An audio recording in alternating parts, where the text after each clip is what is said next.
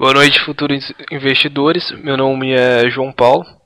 Eu sou investidor da Bovespa há 5 anos e ao longo dessas aulas eu vou estar passando para vocês o meu conhecimento, né, de uma forma assim mais simples e mais sintetizada, de forma que vocês possam compreender de uma maneira melhor. Então, quais serão os temas abordados durante essa primeira aula, que é uma aula introdutória, né? Nós vamos discutir um pouco sobre o que é uma ação. Depois vamos conversar sobre a diferença entre investidor e especulador. Depois vamos falar como funciona o mercado de ações. Eu vou explicar também o que são as corretoras e o que são home brokers. Vou falar sobre o lote padrão de negociação das ações e o lote fracionário. E vou esclarecer alguns mitos comuns envolvendo o mercado de ações. Bom, o que é uma ação?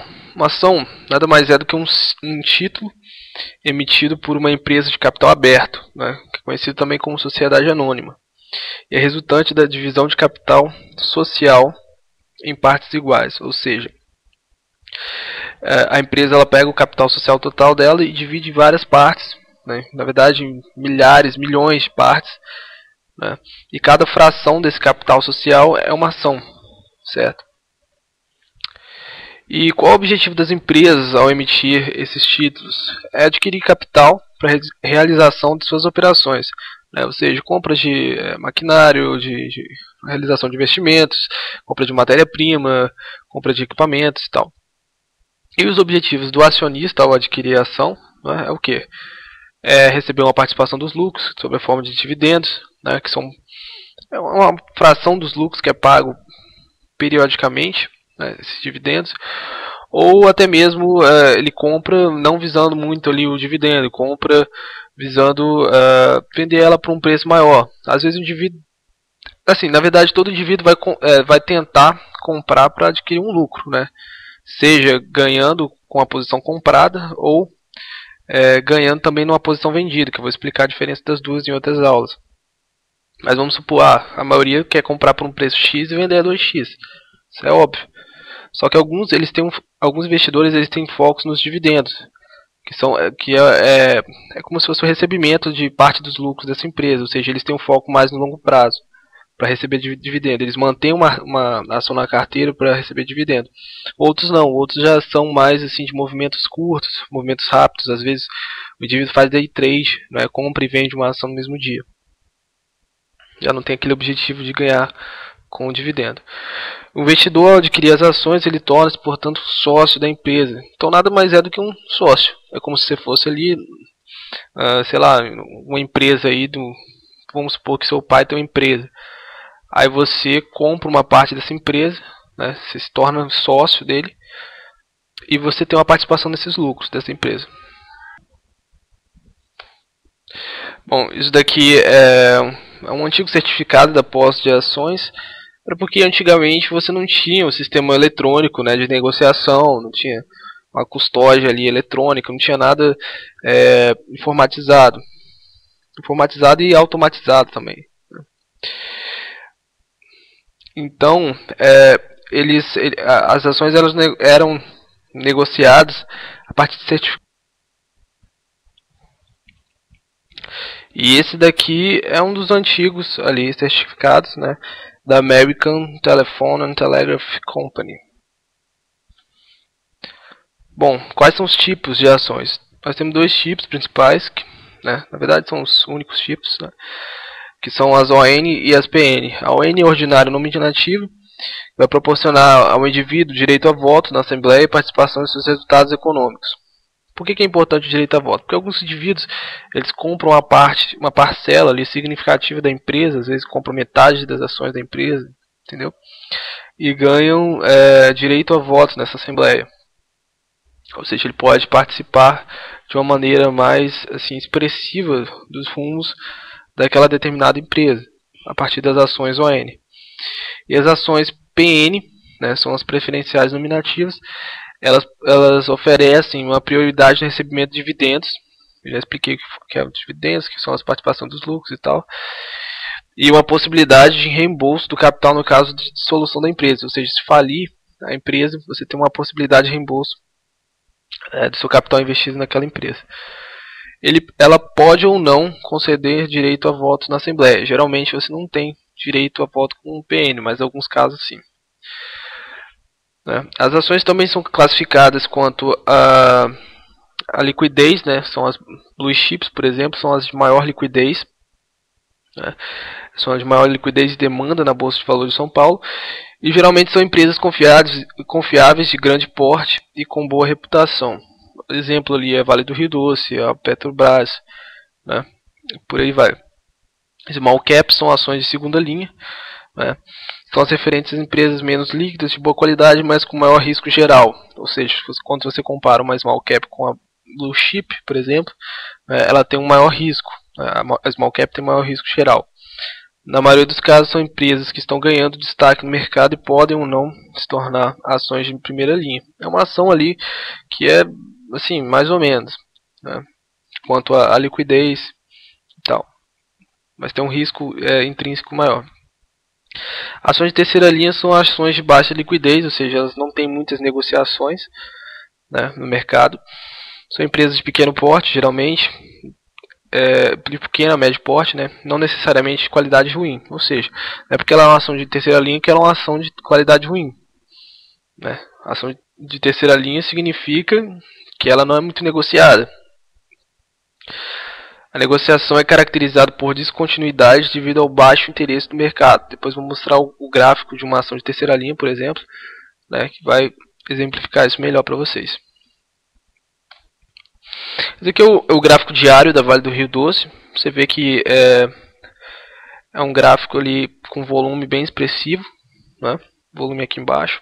Essa porção verdinha do gráfico inferior aqui é o volume, né? Agora nós vemos aqui, por exemplo, uma ação da Batistella ON. Você pode notar que em vários dias, né, nós temos um tracinho. O que é esse tracinho? Porque não teve negociação no dia. Ou seja, o preço não oscilou. Né? Essas oscilações, esses candles, depois eu vou ensinar a ler gráfico, eu vou ensinar vocês a lerem gráfico. Mas o candle com tracinho quando não há negociação. Então, no caso dessa Batistella ON, não houve negociação. Ou seja, indica que é uma ação muito pouco negociada. Qual o problema de você operar com uma ação muito pouco negociada? O problema é que você pode comprá-la a um preço e não conseguir vender depois, né? Você tem dificuldade de sair dessa posição. E às vezes você compra, o ativo começa a despencar e você vai só perdendo, né? E as perdas geralmente são muito grandes, porque você não tem essa facilidade de sair do ativo, né? Sair da posição quando você quer. Essa é uma foto da Bolsa de Valores de São Paulo. Você pode ver que os painéis todos eletrônicos, é uma atividade toda eletrônica. Hoje em dia não tem mais nada no papel, né? Isso aqui é uma foto da companhia Vale do Rio Doce, que foi retratada ali com gráfico. Bom, aí nós temos um exemplo aqui, o capital social da companhia Vale do Rio Doce. Isso daí é só um exemplo, tá? Nem sei o capital hoje em dia da Vale do Rio Doce, né? Mas, por exemplo, o capital é 19 bilhões 492 milhões 400 mil 974 reais e 56 centavos. Esse capital ele é composto por quantas ações? Por 2 bilhões 459 milhões 657 mil e 58 ações. Ou seja, todo esse capital social ele é dividido em várias ações. Bom, uma confusão que vários iniciantes fazem, né, quanto ao a diferença entre investidor e especulador, né? Num livro ali uma literatura de referência, que é O Investidor Inteligente, de Benjamin Graham, que esse é um dos livros recomendados ali por Warren Buffett, que é um dos maiores investidores de ações do mundo, né? Multibilionário, o cara tem, eu acho que, fortuna de 50 bilhões. Recomendo muito que vocês estudem a história dele, porque é uma história fantástica. Mas o investidor, no livro, né, do Investidor Inteligente, de Benjamin Graham era foi o mentor, né, de Warren Buffett.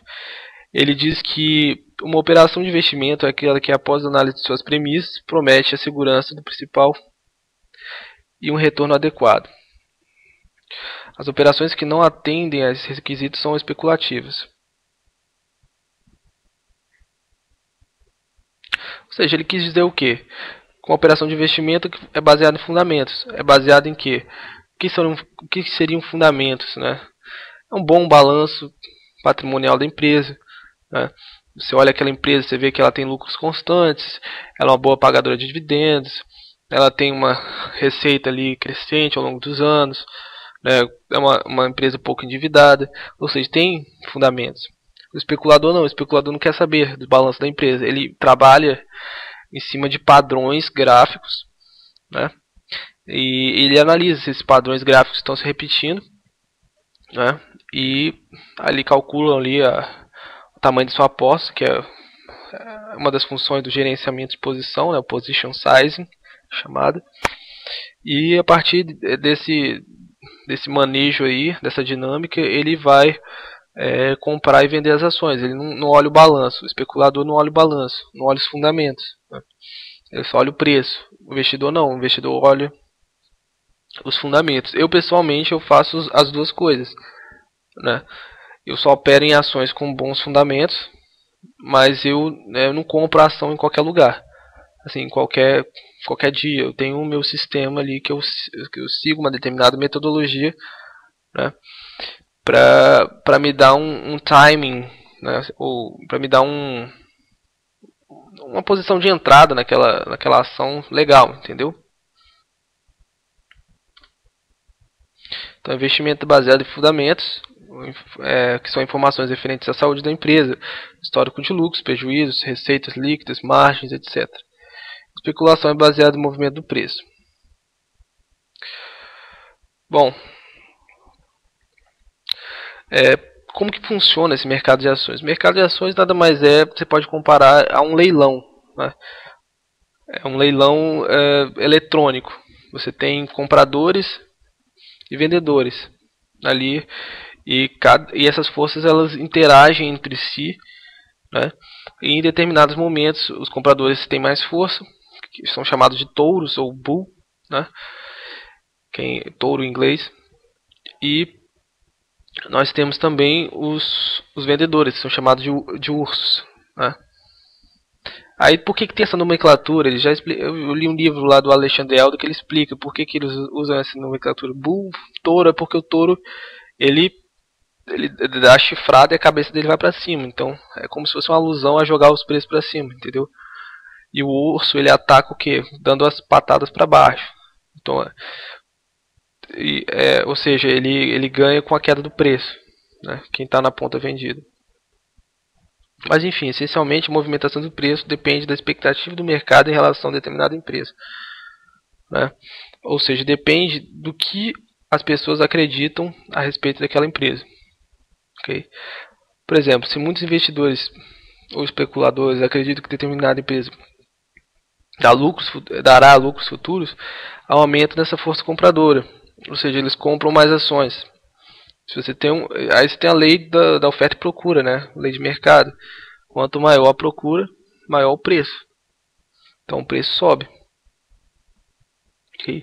Se vários investidores especuladores acreditam que certa empresa está indo mal, ou seja, há um aumento na força vendedora, na venda de ações. As pessoas vendem mais ações. Com isso o preço cai.